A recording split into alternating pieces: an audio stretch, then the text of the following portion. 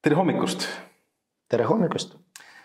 Minu nimi on Erik Rüütel, ma olen Eesti Punase Risti psühholoogilise esmaabi koolitusprogrammi väljatöötaja ja mul on hea meel vestelda Eesti Punase Risti podcasti meie uues formaadis Ruslan Trotšinskiga, kes on meile külla tulnud siia imelisse suurde Aditsere psühholoogilise konsultatsiooniagentuuri koolitussaali ja me võtame selle talve hommiku, et korraks rääkida kõigest, mis on praegu meil mõttes ja hinges ja vaatame, kuhu see vestlus meid viib. Tere tulemast, Ruslan! Tere, Erik! Väga meeldib, et ma olen siin ja oma poolt saan jagada oma kogemus ja ma ei tea, mitte oma, aga need mured, mis ma olen näinud ukrainlastega või eestlastega tekivad praegu peale seda 2 aasta. Ja ma arvan, et lähemegi siit kohe nagu selles mõttes nagu sisse sellesse, et viimased 2 aastat on maailmas olnud pöördelised. Et see, isegi ma ütlengi, et mõned on öelnud seda, et näed, et kas see on 3. maailmasõja algus, mõned teravmeelsed on öelnud, et võib-olla see on 2. maailmasõja lõpp. Kuidas sina, kes sa oled tegelikult sündinud ukrainlane, kes elad Eestis nii kaua, kuidas sa näed seda, mis toimub üldse siin maailmas? Alustan sellest nagu oma lapsepõlves ja tegelikult seda, mis ühiskonnas ma olen elanud, ikka oligi veel NSV aeg, ei olnud vabadus, ei olnud selline olukord maailmas nagu praegu. Kõik oligi nagu siuke nagu, kui sa oled avameelne, kui sa tahad midagi nagu luua, sul kohe koolis ja pärast nagu panevad siin nagu linjeika, see tähendab nagu ees kõigest nagu näitavad hebi. Seda ma olen kõik läbi elanud või olengi nagu selline nagu, saabki öelda koolis vastu sellel süsteemil, mis ei anna võimalus lastele olla uudishimulik ja midagi nagu selline, nagu, et sa tahad midagi õppida. Ei, sa peadki ainult teada, mis on siin ABC. Ei, see ei ole see. Seal ei ole õigus nagu nii öelda, kui nagu me hakkame arutama. Ja mul oligi kogu aeg sellega probleemid koolis. Mind tahtsid viskada koolis, aga kui ma olin andekas muusikast, siis ikka nagu kannatasid. Ma just mõtlengi, et sul tegelikult ikkagi, et kuidas sul lapsepõlv ikkagi möödus, sellepärast, et sa ikkagi ju olid tubli ja sa käisid erinevatel tasemetel kogu aeg muusikakoolis ja olid selles nii-öelda, eks siis su distsipliin oli ikkagi olemas. Distsipliin oligi väga ma vara olin täiskasvanud, umbes 6-aastane. Sellepärast nagu ma olen sündinud Donetski regioonis, vanema õpetas mind nagu ukraina keelt, ukraina laulud, muinasjutud ja kõik asjad, aga minnes välja oma korteris, ikka nagu ümber nagu räägivad sinuga rohkem vene keeles. Sellepärast seal oligi poolakad kõige suurem nagu meie linnas nagu kogukond. Seal oligi, miks poolakad, sellepärast oli Volõnj, kus oligi ukrainale nagu läks nagu suurem osa Poolast. Nagu seal, mitte suurem osa Poolast, aga selles piirkonnas. Ja minu vanaisa on poolakas. Minu vanaema on greeklane, oli küüditatud ka Kreekas, Ukrainas, Mariupolist.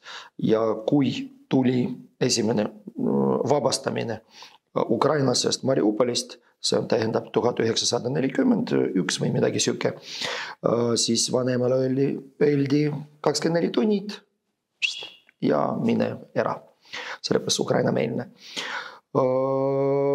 Siis tema mulle räägiski nagu vanaema, nagu, et vaata, Ruslančik, kui sa lähed välja, sa peadki leida liivakastis ühine keel teiste lastega. Seal on võib-olla grusiinid, armeenlased, moldovlased ja nii edasi meie liivakastis nagu hoovis. Sul on võimalus lammutada seda loss ja siis nagu tuleb sõda.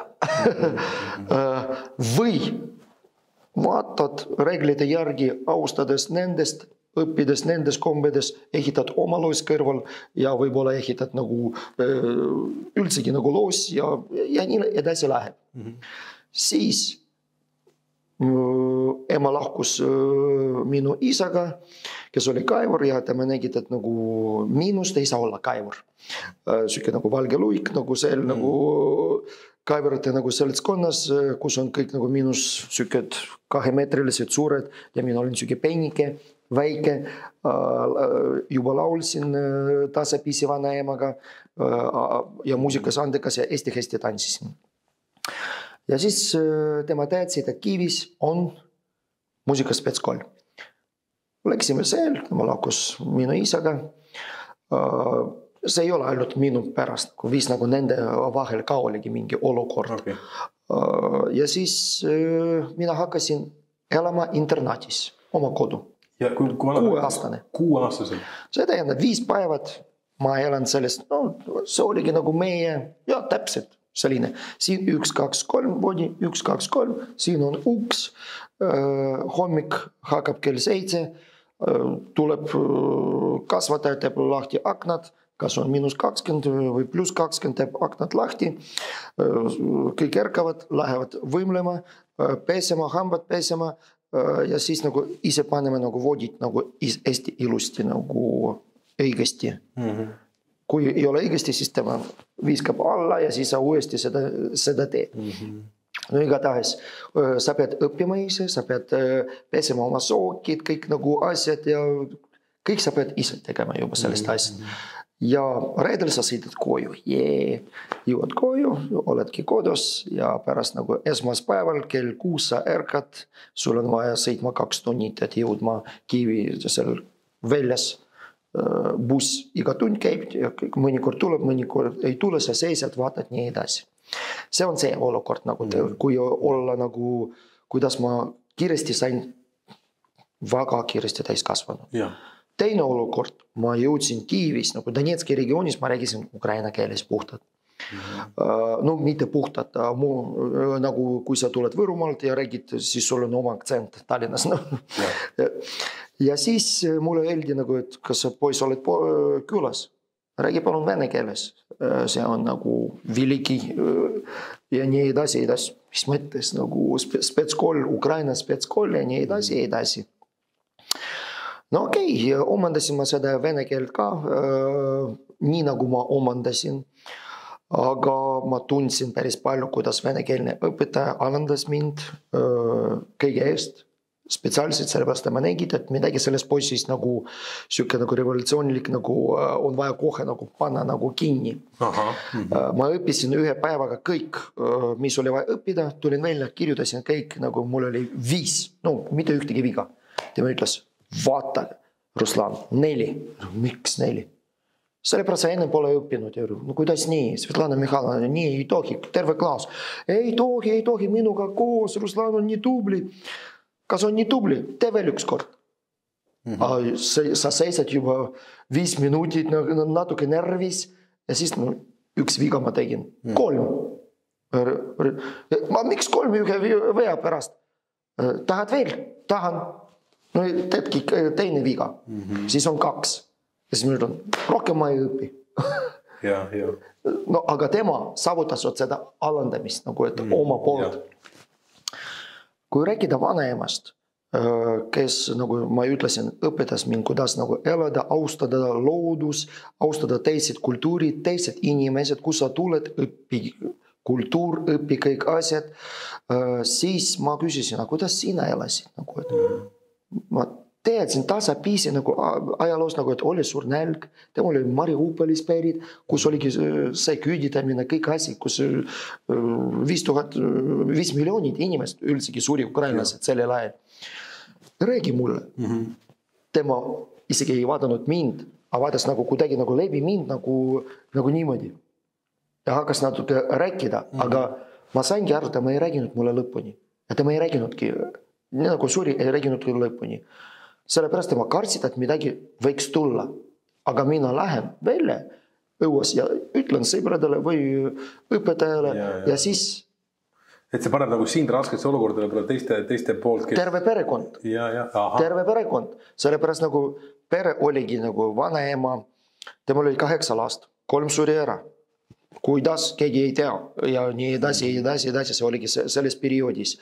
Pärast, kui Mariupolis nagu oli vaja kolima nagu põgeneda, siis need olid Ternopolist. Teises regioonis, kus tema ehitas oma kättega uus maja. Inimesed võtsid, kohalikud inimesed väga hästi vastu, sellepärast tema on laulja, oligi aeg, et enne Mariupoli tema kutsuti üldsegi Kremlis nagu laulda, aga tema ei tahtnud, ei leidnud, tema laulis nagu operi üldsegi. Ja siis ütles nagu, mul ei olnud kleit nagu tulla, aga iga kord elades nagu edasi, ma saangi aru, miks tema ei tahtnud. Võib-olla tema vanavanemad kunagi kannatasid, kas on Pöötri poolt, kas on Katerina poolt või nii edasi. Ja kui inimene nii elab, need oligi kulaki, no nii nagu see ka lihtsalt tuli inimene, kellel tema väike räägis nagu alati 5 piima, leiba, andsid tema puu all nagu oli ja mitte midagi ei teinud. Ja pärast luges nagu ajalehed nagu listovki. Ja pärast tema tuli, kui oligi raskulaatšimine talvel, neil oligi lehm, neil oligi suur pere, vist 11 last, kus on vanaema oligi ka nagu, kas kõige, ei tema ei olnud kõige noorem, ei mäleta. Ja siis tuli ja võtsid, tema ütles, kõik, võtame nagu lehma kolhoos, kõik nagu lähebki. Meil on väike laps sündist, nagu tema sureb ära, nagu talvel, nagu, et jaata, me alati sulle andsime nagu süüa, me ei ole mitte keegi nagu halvad, me teeme oma kättega, meil on talu, meil on kõik nagu lapsed, siin on 11 töötavad ja nii edasi. Ei, on nii.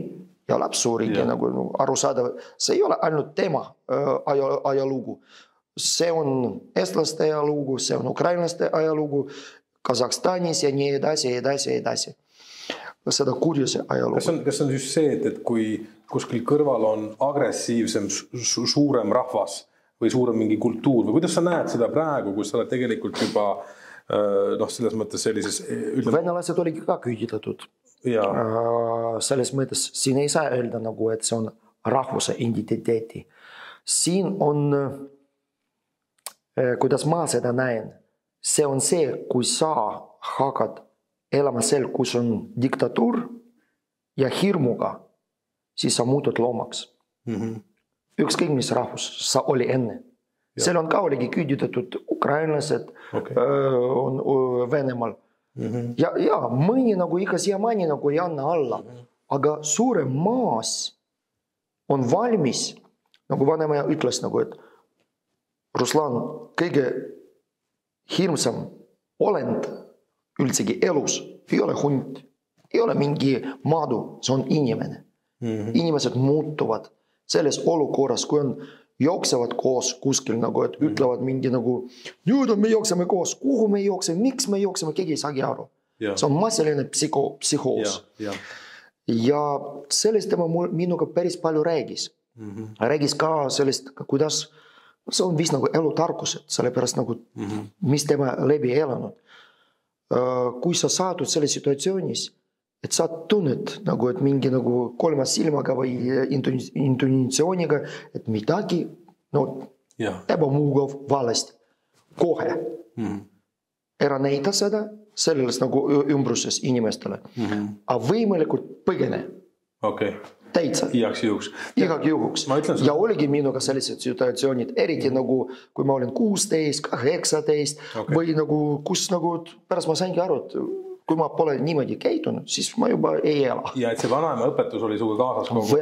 Väga kogu aeg kaasas, nagu süke nagu, et kõige suurem kool. Ja ma arvan, need kõik inimesed, kes on praegu tulid Eestis, neil on seda kool antud juba aastast 2014. Uued inimesed, ma mõtlen. Need, kes on minu vanavanemad, nagu, need on mäletavad seda. Ja need teadsid, mis olukord võib juhtuda.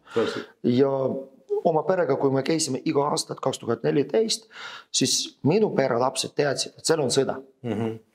Reaalne sõda. Ma tuleks korras tagasi selle mõttekäigu juurde, mis sa rääkisid, et ma arvan, et inimesed on tegelenud selle küsimusega, et mis on kurjus ja kust ta tuleb ja see paralleel, mis sa ütlesid, et jah, et see ei ole mingi loom, et see teine inimene võib olla kõige ohtlikum, et no samas ta võib olla ka kõige abivalmim, et see on seotud jah, sellise erandliku olukorraga, kus inimesed kaotavad justkui nagu kontrolli oma vastutustunde üle ja inimlikkuse üle, inimlikkus üle, et ja psühholoogias on seda nagu, sellest on kirjutanud väga hästi selline psühholoog nagu Philip Zimbardo, kui sa kindlasti tead seda, vaata see Ameerika Stanford Prison Experiment oli vangla eksperiment, kus pandi tavainimesed, no ütleme, võetigi tänavalt tavainimesed, jaotudi 2 gruppi, ühed olid kinnipeetavad vangid, teised olid vangivalvurid ja 2-3 päevaga läks see piinamiseks. Ja me oleme näinud seda tegelikult läbi ajaloo planeedil igal pool. Ja eriti veel üks kohtades, kus siis tekibki nagu autoritaarne grupp ja siis opresseeritud, eks ju, siis see autoritaarne grupp enam ei näe seda teist inimest kui inimest üldse. Ja tal isegi kaob ära nagu ratsionaalne taju ja siis ta hakkabki tegema nagu liiga ja seal ongi need kuni genotsiidideni välja. Me praegu räägime nagu täiskasvanud inimesed, aga kui lihtsalt lapsed, kes mängivad oma mängud, kui vaadata neid, neil meeldib nagu, et alandada üksteist. Ei, võtad see sama kiusama ja meie nagu ülesanne nagu õpetada neid, et mis see toob, kus need seda näinud, kas oma vanemate poolt ja need peegeldavad seda või televisioonis need seda on näinud, see ongi see. Vaata, see vanemate eeskuju televisioonist nägemine, see on tegelikult sellise sotsiaalse õppimise teooria nagu kuningriik, aga see, millest ma räägin, et mida kuhu siis uurimused on jõudnud, on see, et see nimetatud seda Lutsiferi efekt, ehk siis on nagu saatana efekt, et iga inimene võib muutuda vales keskkonnas, kui ta on diktatuuri tasemel selliseks õudsaks, kohutavaks monstriks ja ta ise ei saa aru sellest. Talle tundub, et ta kaitseb mingisuguseid väärtusi, aga ta tegelikult teeb nagu teistele haiget ja psühholoogid on see nagu uurinud sotsiaalpsühholoogia nagu teema, et see ei ole isegi õpitud, et see nagu peidus meis kõigis, kuigi me isegi ei taha seda uskuda, eks ju, aga jah, et see on selline inimlikkuse õudne pool, kui nii võib öelda, eks ju. Ja inimene nagu, ma ei tea, seda DiCaprio film oligi nagu Jookse, kui sa saad, mingi nagu süge film, kuidas tema suutsid nagu muuta 1 sekundiga nagu ükskõik ees. See ongi see nagu ka. Kui inimene suudab seda teha, siis põhimõtteliselt meil antud kõik olla hea ja halb, nii nagu sa ütlesid. Aga meist ei sõltu, kui me sattume, ütleme nagu ümber meil hundid. Hundid nagu inimesed, hundid, kes nagu petid. Ja kui sa oled hea, siis sa kohe sured ära. Sa pead kohe olla nende keeles rääkida. Aga mitte kaotada nagu inimlikuks. Ka seda, mis mind vanema õpetas. Igal pool sa ei tohi kaotada. Sa pead näitama väärikus, sa pead näitama mingi endale anda võimalus, kas aaken või mingi uks. Kui see on ebamugav sinu jaoks või mitte nagu vastu võeldav, nagu, et kohe nagu põgeneda seal. Jaa, mulle meeldib see sõna ka nagu just see väärikus, et me kasutame seda eesti keeles liiga vähe. Ja ma arvan, et kui me vaatame praegu üldse maailma, mis siin toimub, et mulle tundub, et isegi nagu sellises kapitalistlikus võidujooksus ka läänemaailm ka unustab ära selle väärikuse, tead nagu just selle tunnetuse, mida su vanaema rääkis, et kui sa tunnetad, et olukord on ohtlik, et sul on enda jaoks. Ja, et sa pead ikkagi nagu ennast päästma sellest, et võidelda suurte nagu huntide keskel, et see ei ole nagu kellelegi hea vist. Ja see olukord nagu sa saad ise teha ka.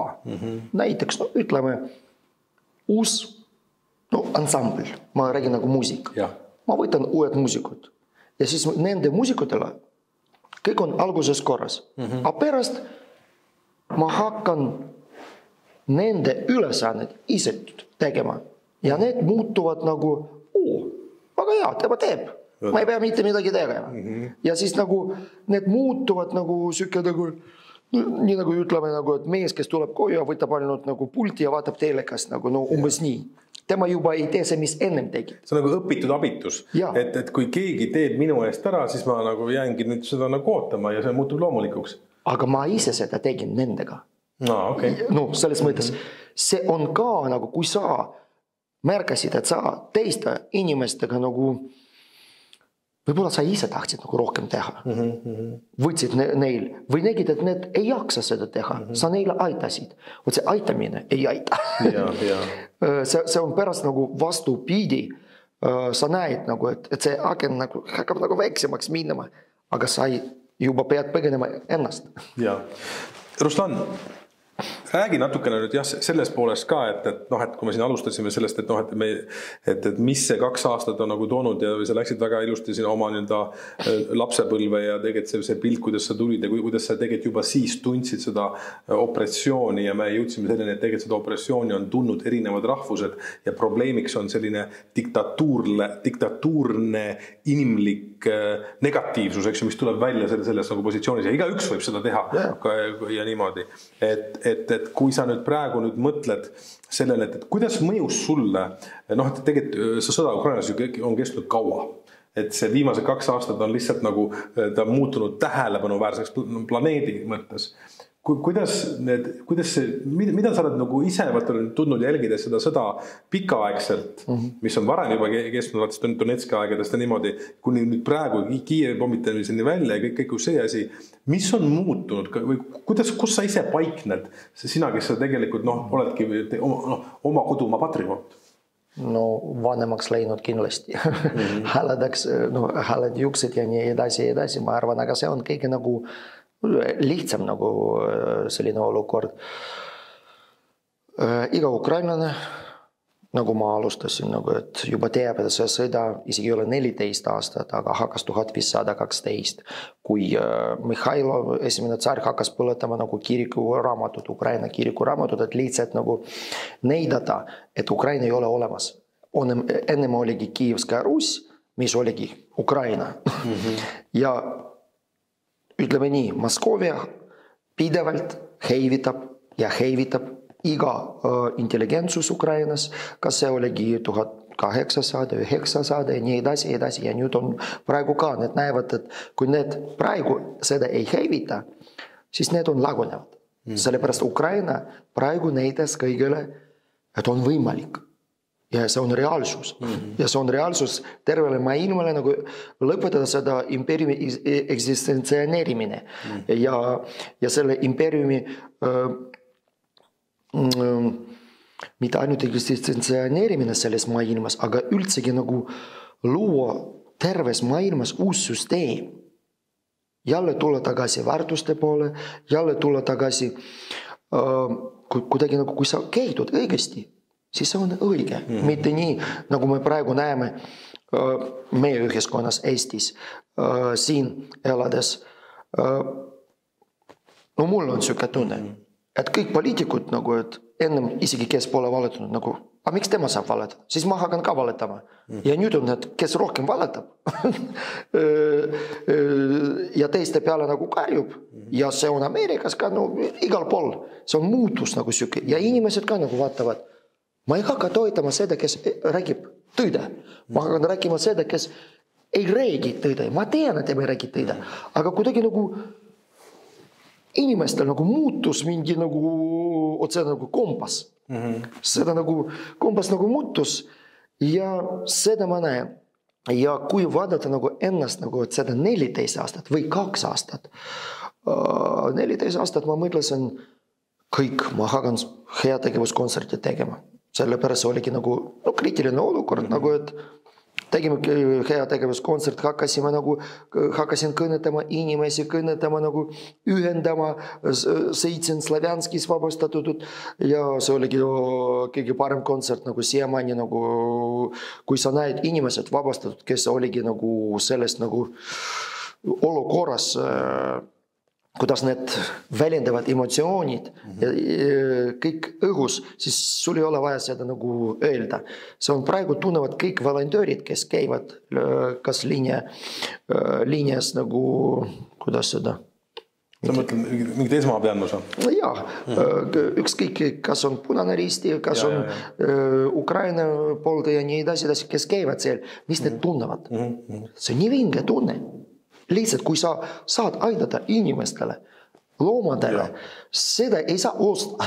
Selle eest ei saa maksta sulle piisavalt raha või vähem raha. See on see, mis iga inimene nagu kunagi nagu, kui 2014 ütlesid nagu Maidanil inimesed. See oligi üks olukord, kus iga ukrainlased said volontöör. Ja kõik saanud aru, isegi kui mina ei suuda kõndida või ei suuda nagu minna nagu relvaga, mina saan kas 10% või nii palju raha saada nagu neile või mina nagu teen mingi töö nagu siin või seal ja terve riik muutus nagu volontööriks. See oli nii meeldiv vaadata. Aga siin on vaadates nagu 2014 ja 2015 võrreldes. Siis ma saingi aru nagu ka, kuidas ühiskond, kes ei ela selles olukorras, kuidas tema võtab vastu seda. Ja see oli raske aru saada. Kuidas nagu inimesed nagu, no okei, me andsime teile juba aasta, nagu kaua võib. Jällegi selles probleemis ja kõik, meil on oma probleemid, mul on siin nagu probleem, nagu praegu mul oligi terve juba Euroopa, terve maailm saabki aru, et me peame tegema sellised relvad mitte sellepärast, et kui me teeme relvad, siis need teevad ja nii edasi ja nii edasi. Me peame teha relvad ja koolitama oma sõidurid ja vennad ja õed, et need ravivad üksteist. Et see on juba kriitiline olukord. Kui me seda ei tee, siis kõik. Aga on mingi lille lapsed, kes nagu ütlevad, appikene, siin on minu talu. Mine metsa teist. Inimestel on võtnud nagu terved linnad ja pärast kui tulevad tankid, nagu, need ei küsi, et mis, kas sa võru keeles räägid või Kihnu keeles räägid, need võtavad kõik. Meil on ühene probleem. Ma tunnetangi sinuga rääkides praegu, kuidas sa oled endasse võtnud väga palju tead nagu sellist kogu oma rahvuse ja kultuuri ja ajaloolise pärandi, et see käib sinuga kaasas tegelikult, eks ju, et sa räägid ju praegu sellest ka, kuidas tegelikult eelmise milleeniumi keskel juba nagu olid probleemid nagu Ukrainas ja mitte just sellega, et keegi kuskilt Moskoviast juba nagu surus, et see on jätkuvalt nagu siiamaani käinud. Et ma tahan selline tulla, et nagu natuke rohkem sind nagu vaadata, mitte ainult nagu seda ajalugu, vaid et sind, Ruslan, et sa oled selles mõttes nagu fenomenaalne inimene, et sa tulid Ukrainast Eestisse, sa integreerusid, sa oled tegelikult, ma arvan, eestlaste jaoks tegelikult eestlane, et niimoodi ukrainlaste jaoks oled ukrainlane. Ja mulle meeldib niimoodi ka mõelda. Et mu küsimus on see, et ma tegelikult tahakski nagu korraks räägida sellest identiteedist natukene, et kuidas sa nüüd ise ennast nagu, mitte nagu nii palju referentsis ajalooliselt, aga kuidas sa nagu vaimselt ennast tunned ja mis tunne see on ja millal see, kas on olnud mingi muutus, millal see muutus hakkas tekkima, sa oled ju Eestis kaua, et natuke seda nagu personaalset integreerumise ja teed nagu oma elu kulgu ja kuni siis nagu perekonna väärtusteni välja. Ma arvan, see on ikka kasvatus, sellepärast ma saan olla nagu egoistlik, et see on mina kõik nagu teinud, aga see on kasvatus ja sotsium, mis on ümber mind, nagu Kirvetsi ütles, kes nagu ümber sind nagu sinuga räägib, tema tegelikult saab peegeldada pärast tema nagu, ma ei tea, kuidas seda nagu eesti keeles öelda, nagu igatahes, kui laps nagu jällegi satub nagu petide pool, siis pärast temast kasvabki pet nagu, või vastupidi nagu, et mul alati vedas, et ümber mind oligi Eesti arukad, Eesti andekad inimesed ja muusikud, sa mõtled kultuuritegelased või? Ükskõik nagu hästi palju professorid oligi nagu, kellega ma suhtlesin nagu, sellepärast nagu, kas ema nendega suhtles, kas ma suhtlesin nagu muusika kaudu. Ja kui siin Eestis nagu elades, ma satusin ka Viljandi, kus oligi nagu, saabki öelda nagu, ei olnudki venekeelsed inimesed. Võib-olla paar tükki. Ja väga kiiresti tänu oma naisele, kes mind väga armastab, kes on Eesti sügav, Eesti saabki öelda nagu, oleks nagu iga inimene selline maailmas, siis nagu maailmas ei olnudki probleemid. Tema on selline nagu ema. Ruslan, ma ikkagi tahan küsida seda su käest, et see sama see eestlus ja ukrainlus ja et mis sind Eestisse tõi ja kuidas te üldse oma abikaasa üksteist teineteist leidsite? Minu jaoks see hakkas 2003, kui me esinesime Viljandi folkfestivalil ja mis ma olen näinud, see on see, mis ma tahtsin, et Ukrainas on. See on noored, rahvakultuur, kas see on riided, laulud, kuidas mängivad, kuidas lustivad, kuidas austavad seda. Me oleme otsustanud 1999 luua Haidamaki bänd ja teha kõik võimalik, laulda vanad rahvalood, aga väga nagu siuke rocklikus nagu võitmest, nagu et noortel hakkab meeldima ja teha sellist nagu revolutsioon. Ja me oleme teinud seda Ukrainas. Ja seda, mis ongi näinud Viljandis, vau, üks inimene laulab, regilaul pärast saingi teada ja kõik nagu tuhanded nagu kordavad. Hakkasin ka kordama nagu lihtsalt häälikud, ma ei teadnud, mida need tähendavad, need sõnad. See oli võimas. Ja siis pärast me läksime tagasi Ukrainas, räägisime palju, et me oleme Eestis, vau, kui vinge riik, kui vinge rahvas. Ja Eestil me olime sellel festival lemmikbänd ja need iga aastat otsustasid niimoodi teha, et talvel kutsuda seda lemmikbänd, mis rahvas valis. See oligi Haidamakid ja Vägilased oli, arusaadav Eesti bänd. Ja minu tulevane naine oligi selle projekti manager ja üldsegi projekti juht. Ja tema tuli vastu lennujaamas.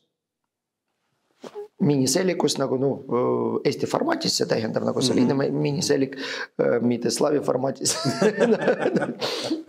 Ja siis ma vaatan, vau, kui ilus naine, nagu see on täpselt seda, keda ma otsisin. Aga mis on veel nagu põnevam?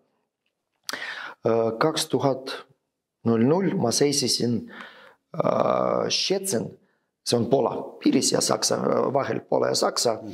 Ja ma läksin oma sünnipäeval oktoobris üksinda tromboniga seal mängida ja lihtsalt nagu 3 päeva elada. Ja seda, mis raha korjan, nagu tänava muusik, selle eest ma elan. Ja siis ma läksin ujuma ja kõik vaatasid, issand jumal, 19. oktoober nagu üks inimene ujub, aga seal on ka jooksed kaua, nii nagu siin Eestis, kohe sügavaks ei lähe. Sakslased kõik tegid videod ja siis ma seisisin ja mõtlesin nagu kuskil seel ootab mind nagu siniste silmadega nagu neiu ja viskasin nagu monetka nagu sükke nagu põhimõtteliselt nagu kui see on vaadata, et see on Läänemere, siis see oligi Eesti. Ja kui me kohtusime, siis süda ütleski nagu kohe, see ongi seda eluarmastus. Ja ma kannatasin 2 tunnid ja siis pärast ütlesingi, nagu, et sinust saabki nagu minu laste ema. Helhundis oli pubis presskonferentsia, me mängisime ja siis lauas nagu istusime, siis ma ütlesingi temalt, vau, nii järsku nagu mees tuleb ja ütleb kohe. Siin on eestlased elavad 20 aastat ja siis nagu koos nagu ja siis pärast, äkki otsustame. Mul on seda nii hea kuulda ja seda, nagu just seda loomulikkust ja ma ise olen ka selles mõttes vist selline nii-öelda ingliskeeles nagu hopeless romantic, et ma usun ka sellistesse hetkedesse täielikult. Ütle mulle nüüd, kogu selles, sa oled selline, oledki nagu, ütleme siis, Ukraina eestlane või Eesti ukrainlane või kumb sa siis oled nüüd? Mulle meeldib nagu, et mitte 50 ja 50 prosa, 100 ja 100. See on loomulikult praegu halb nali, kui ma hakkasin kandideerima Eesti 200, siis oligi 100 ja 100 Eesti 200. Aga see oligi minevikust. Aga ikka seda 100 ja 100 jäänud minuga. Natukene nagu personaalsest, nagu psühholoogilisest nagu niimoodi. Kuidas sul elus on olnud? Üks asi on see Ukraina nagu teema, kuidas me siin ka töötame väga palju Ukraina põgenikega. Aga kuidas on sul elus olnud ka mingisugused personaalsed kriise, mingisuguseid kaotusi, kus sa oled ka nagu tundnud tead, nagu pikemat perioodi nagu sellest, et sa pead kohanema mingisuguse sellise muutusega? Kas tühi või mingi... Et see ongi kaotused. Aha, okei. Mis on su elus? No nagu ma hakkasin rääkima nagu 2015. Sveta Vatra jaoks ma elan ainult muusikast. Nii palju kontserdid, kui ma mängin, nii palju raha mul on pärast terve aastaks nagu, et elada. Siis oligi 2014, meil oligi 90 kontserdid ja peakski tulema veel tuurid Venemaal, Kasahstanis ja nii edasi terves maailmas, nagu saabki öelda. Aga tuli seda sõda, Krõmm tuli ja siis nagu Venemaal me loomulikult ei saa sõita.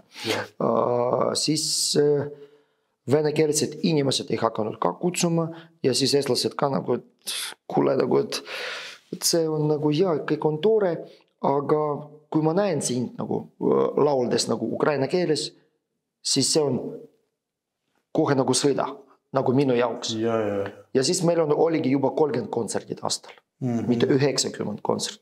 See on Eesti nagu suur kriisis ja Eesti suur kriisis nagu aru saada, mis ma olen valesti teinud. Ma mitte midagi valesti pole teinud.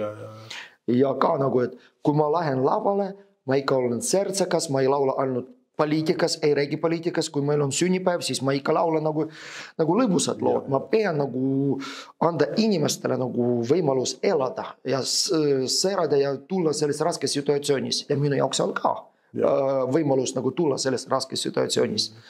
Ja kui tuli aasta 2022 ja 2023, ennem oligi koroonaaeg, mis on iga muusiku jaoks ja meelelahutaja jaoks oligi lihtsalt kalaps. Aga vahemalt oligi mingi mõned stipendiumid, mis andsid nagu võimalus kuidagi elada. Aga Eesti riik ei olnudki valmis, ma ütlen ausalt, nagu, et isegi Ukraina riik oligi parem valmis. Andsid inimeste rohkem raha, et elada selles olukorras. Ja siis 2022 ja 2023 me praegu arutasime, kui palju kontserdid nagu terves aastas. Kui me ei võta Kanada tur, mis oligi plaanis nagu ennem koroona 5 aastat tagasi, siis on jaanipäev ja Viljandi folk 2 kontserdit. Ja siis nagu ükskõik, nagu, et mis toimub inimese, aga inimene ei taha, tema on väsinud igal pool nagu nii iga päev nagu sõida. Ja kui läheb Ruslan Trotšinski laval, oligi palju heategevuskontserdid, kus on nagu kas tasuta või väike raha eest, nagu, et kui helimees, siis tema võtab teist laksuga, sellepärast tema toob kõik raha. Aga muusik nüüd tule, sa oled heategevus nagu teed, nagu sa oled volontöör. Nagu ma ei ole ainult volontöör, see on minu töö. Ukrainas volontöör, see on see inimene, kes teeb raha eest töö, aga tema panustab seda. Loomulikult tema ei võta nagu mingi kosmelised rahad nagu seda. Igal pool nagu see on see. Aga Eestis on, kui me teeme hea tegevus, siis on muusik. Sa oled ilus. Tegelikult sina tood kõik raha, aga sulle ma raha ei anna.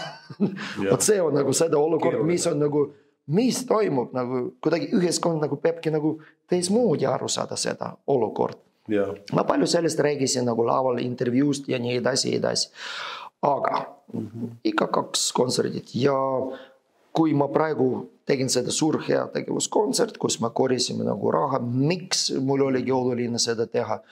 Ma kogu aeg tahtsin, miks? Sellepärast mul kõik muusikud Ukrainas räägisid, Ruslan, tee oma fond. See on nii oluline seda, mis sa teed. Sa nagu nii seda teed.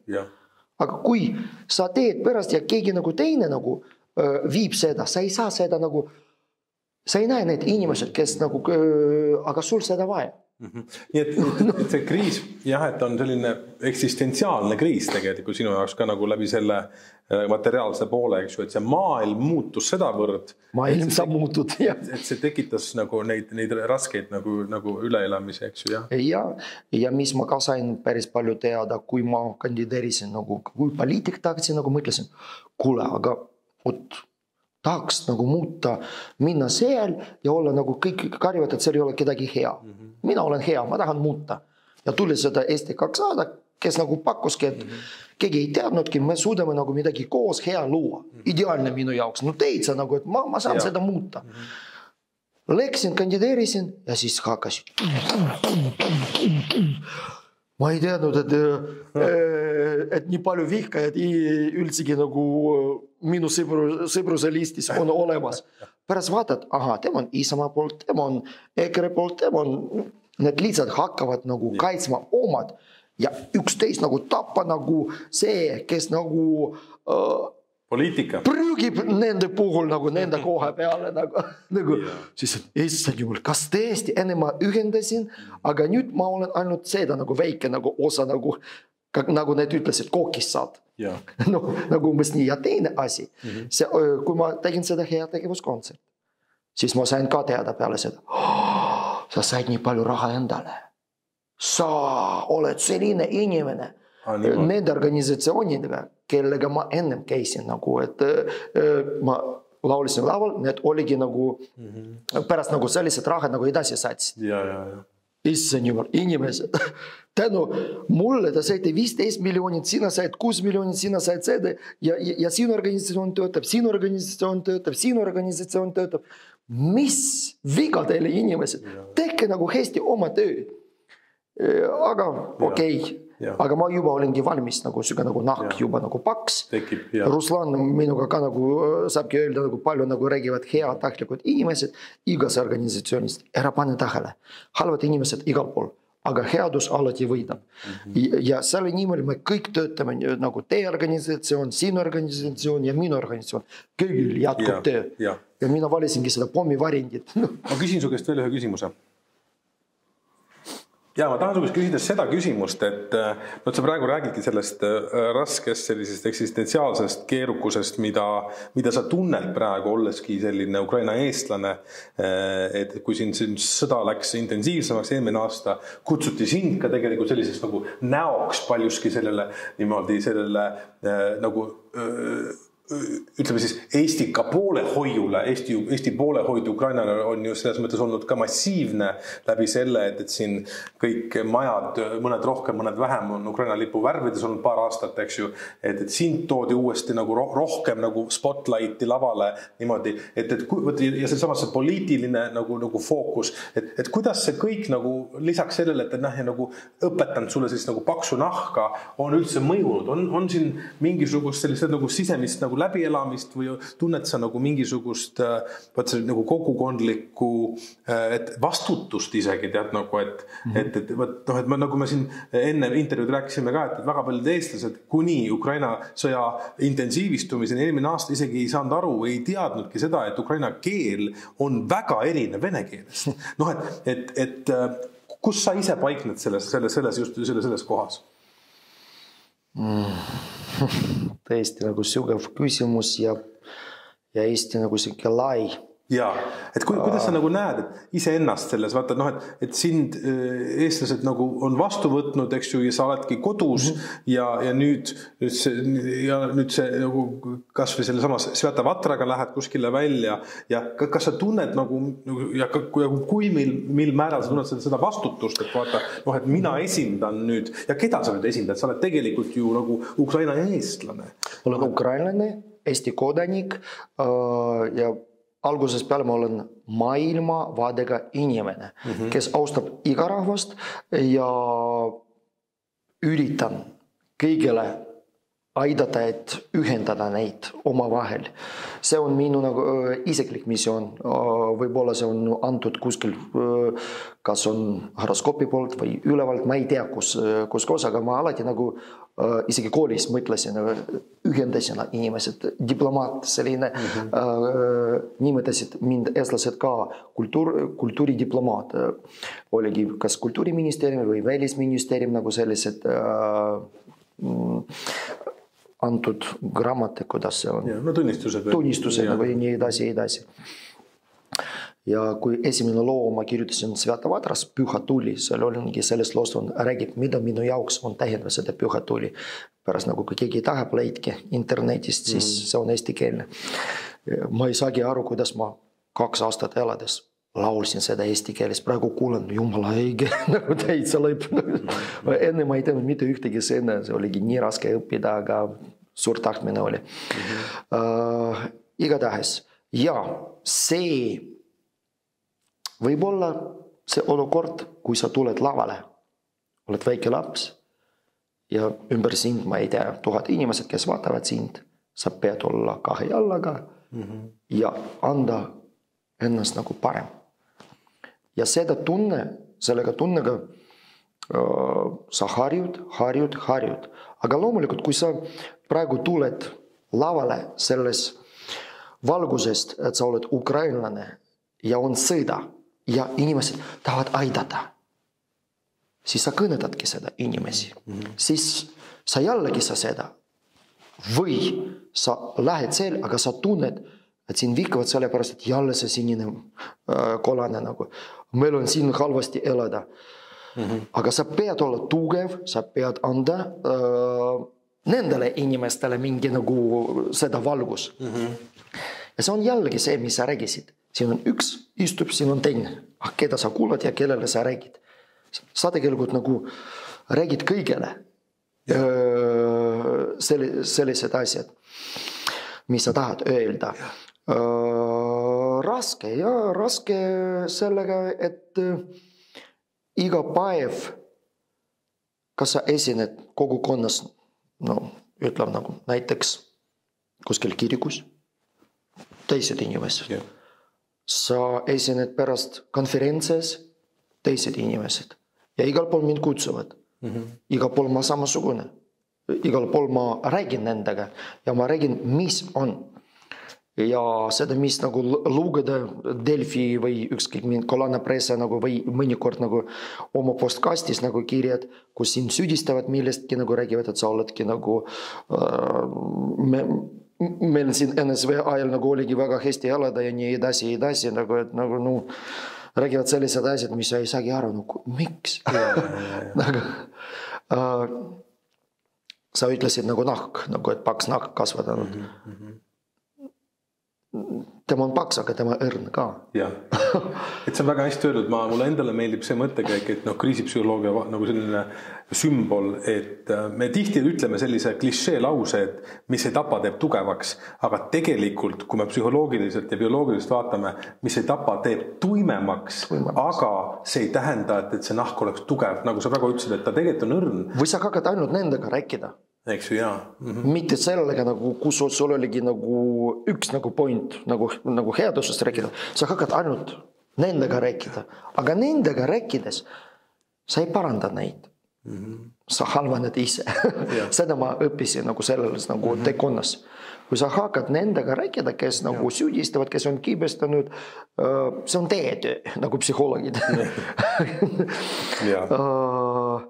Minu töö on ka nagu parandada hinged, aga teistmoodi. Läbi meelenahutuse, läbi kultuuri, läbi kunsti. Kultuur, nagu just nagu näidata seda päästurõngas, nagu et kohe, siin on olemas see. Mitte see, nagu näidata selline olukord. Ruslan, me võime sulle tegelikult, ma tunnetan seda juba, aga me võime rääkida tegelikult siin tunde ja päevi, ja tegelikult läbi ajaloo minnes ja kuhu ja mis. Ma tahaks küsida sul nagu lõpuküsimuse, et mis sa ise nagu näed, mida sa ise veel tahad teha siin nüüd edasi, et praegu me oleme tänapäeval aasta 2023 on kohe detsembrikuu ees. Mida sa mõtled nagu uue aasta suunal, kuidas sa ennast positsioneerid kultuuriliselt või üldse ühiskondlikult nagu tegeledes? Ma tean, et ma olen kõige parem, see on muusik. Läbi muusika ma saan nagu anda inimestele selline elamus, mis kui ma mängin trombooni, kõik ütlevad nagu kuskil pilvest nagu lendavad, nii nagu kirjas ka raamatus. Läbi puhpillid, nagu see on jumala keel, mis nagu edastab sulle.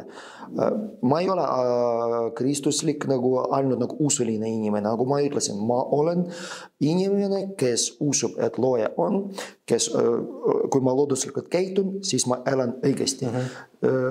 Selles mõttes, et palju inimesed nagu eriti nagu Eesti nagu paganlik nagu riik nagu siin rääkida nagu usust nagu väga vale. Aga ma tean, et elades nagu eestlastega koos, ma tundsin, et isegi need rohkem austavad seda looja ja elavad nagu õigemini. kui inimene, kes nagu kuskil nagu Venemaal seal tapab ja kohe läheb, paneb küünal ja siis nagu raketa peal nagu viskab nagu seda, et see on õige nagu võrreldes niimoodi. Kes ma tahan olla? See on minu jaoks praegu kõige suurem küsimus. Ma tulin nagu spiraalis selles olukorras, et midagi lõppes minu jaoks. Midagi lõppes minu naise jaoks, aga mitte meie jaoks naisega. Me oleme väga hea edasi perekond.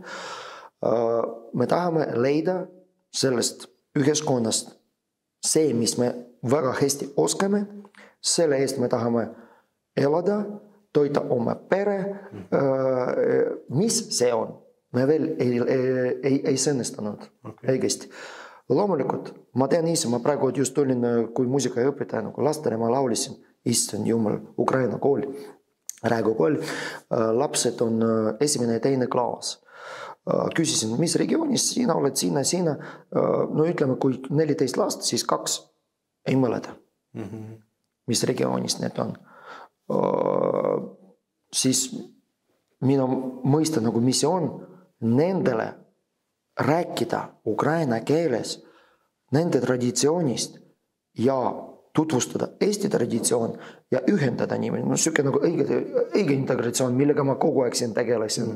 Aga nüüd vaadates neid, mul on, ei, ma pean sellega tegelema. Kui mina ei tegele, siis kes tegeleb neid. Sellepärast, kui nendega õpetajad räägivad vene keeles, sellepärast neil on nii mugav, siis minu jaoks on lihtsalt need tulid nagu Mariupolis, need tulid Hersonis, et vene raketid pommitasid neid ja nendega räägivad vene keeles, sellepärast, et mugav. Siis minu jaoks on see, ei, mina pean sellega tegelema.